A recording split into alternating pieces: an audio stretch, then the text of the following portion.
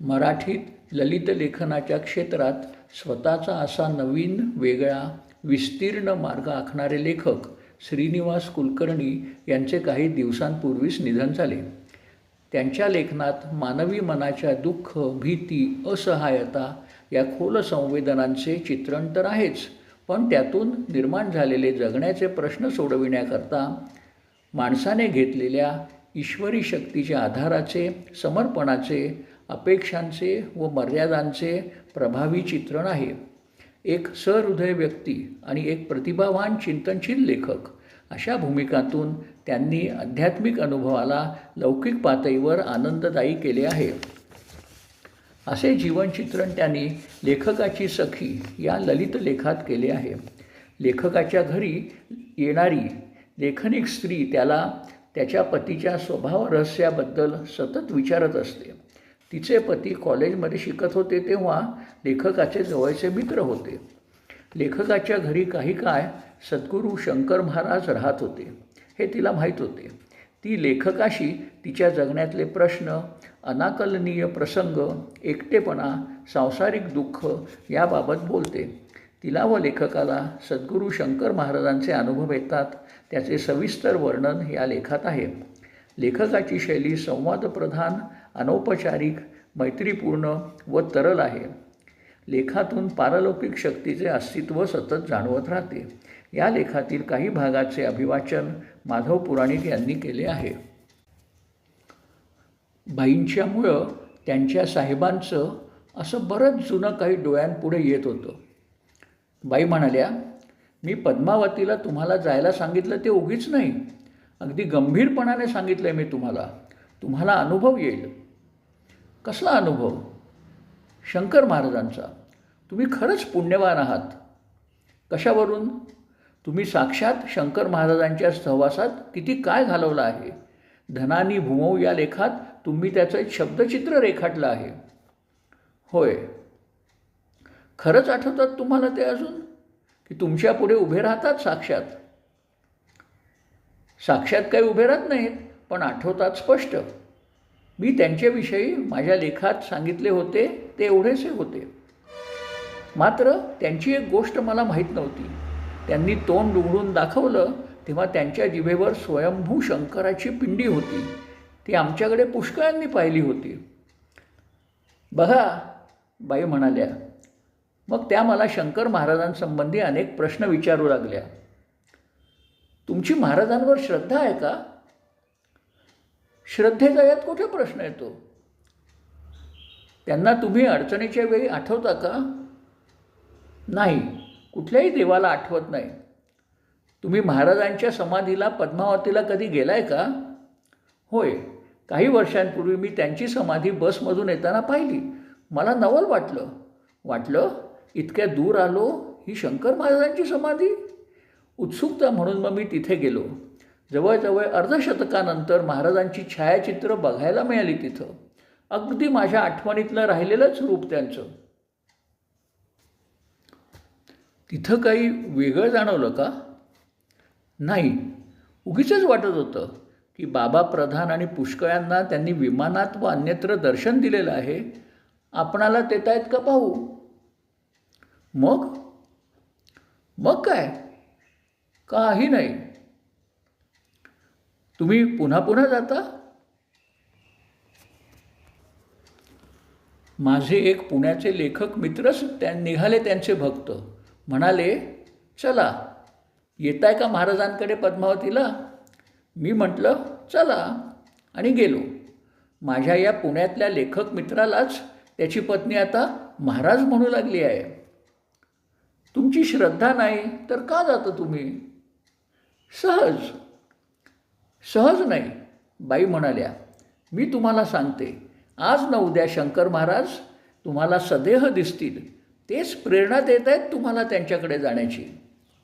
मी म्हटलं, शंकर महाराजांविषयी तुम्ही इतकं बोलत राहिला आहात, तुम्हाला त्यांचा अनुभव आहे की काय?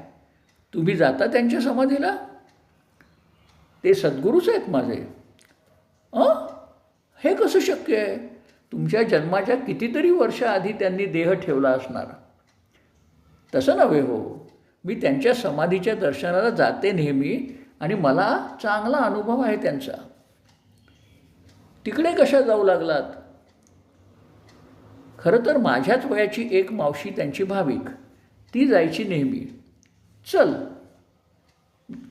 म्हणायची. कशाला? उगीच. लहानपणापासून मी तिच्याबरोबर जाऊ लागले. मागायचं काही नाही त्याच्याकडे. पुढं माझं लग्न झालं, पोटात मुलगा आला. तो माझा मुलगा महाराजांच्या कृपेमुळेच जगला आणि आता चांगला वाढतोय असं मी मानते. असं कसं? या मुलाच्या बाळंतपणाच्या वेळी माझं नाव हॉस्पिटलात नोंदवलं होतं. नियमित तपासणी चालू होती आणि ठरवलेल्या तारखेच्या आधीच एका अपरात्री माझ्या पोटात दुखायला लागलं. घरी फक्त माझी ती मावशी, हे कुठल्या तरी साईटवर परगावी गेलेले. मावशीनं मला हॉस्पिटलात आणलं तर मुख्य डॉक्टरबाई परगावी गेलेल्या. तसंच मला ॲडमिट केलेलं. हॉस्पिटलातल्या मुख्य नर्सबाई होत्या, त्याही त्यावेळी रजेवर गेलेल्या.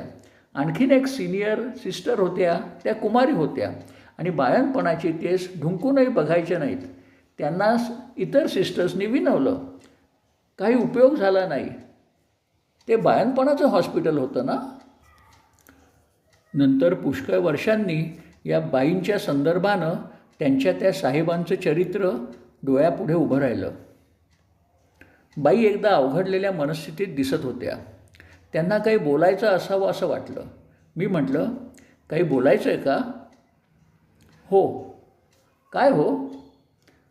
पण मी जे बोलणार आहे त्याला तुम्ही हसू नका. बरं, मी भोळेपणाने बोलते असं मानू नका. मी विज्ञानाची पदवीधर आहे. होय, मला माहीत आहे. तुम्ही आमच्या महाराजांच्या साक्षात सहवासात आला होता. तुमच्या इतकं पुण्यवान मला कोणी माहीत नाही. त्यांच्याच जागी मी तुम्हाला मानते. मला एकदाच तुमच्या पायांवर डोकं ठेवायचं आहे. आम्ही उभे होतो. मी गडबडीने त्यांच्यापासून दूर अंतरावर जाऊन उभा राहिलो. म्हणालो, छे छे, असला वेडेपणा करू नका. मला माणसासारखं राहू द्या. मलाही आत्म प्रेरणा झाली आहे. ती महाराजांनीच दिली आहे असा माझा विश्वास आहे. मी म्हटलं, पण मला जर खरोखरी तुमच्या महाराजांकडून तशी प्रेरणा झाली तर मी तुमचा नमस्कार घेईन. मी त्यांना थांबवलं. त्या म्हणाल्या, बरं बघा तुम्हाला तशी प्रेरणा होते की नाही. 1-2 दिवसात मी गावाकडे जाणार होतो. बाई म्हणाल्या, तुम्ही माझं एक ऐकाल का? काय ते? तुम्ही पुण्यामधून पुढं जाणार ना, मग पुण्यात थोडं थांबाल? कशाला? तुम्ही पद्मावतीला महाराजांच्या समाधीचं दर्शन घेऊन पुढं चला. खरं तर मलाही दर्शनाला यावं वाटतं, पण माझा नमस्कार महाराजांना सांगा. मी तुम्हाला पुण्यापर्यंत माझे प्रवासाचे पैसे देते. वेड्या की काय? तुम्ही नाही ऐकणार एवढं माझं? शक्यतो जाईन, पण शब्द नाही देत. मी म्हटलं, महाराजांना आणखीन एखादा तुमचा जीवाला भिडलेला असा कोणता अनुभव? म्हणाल्या, सांगू नये, पण सांगतेच.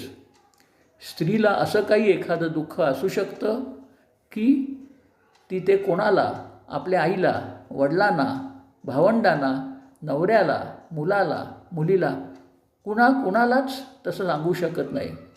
तुम्हालाही मी ते सांगू शकणार नाही. मला वाटतं अशा दुःखानं मला एकदा घेरलं होतं. मला काहीच सुचत नव्हतं. काय होतं आहे, काय करावं कळत नव्हतं. वेड लागायची पाळी आली होती. मग काय केलं? एक दिवस उठले आणि पुण्याला गेले.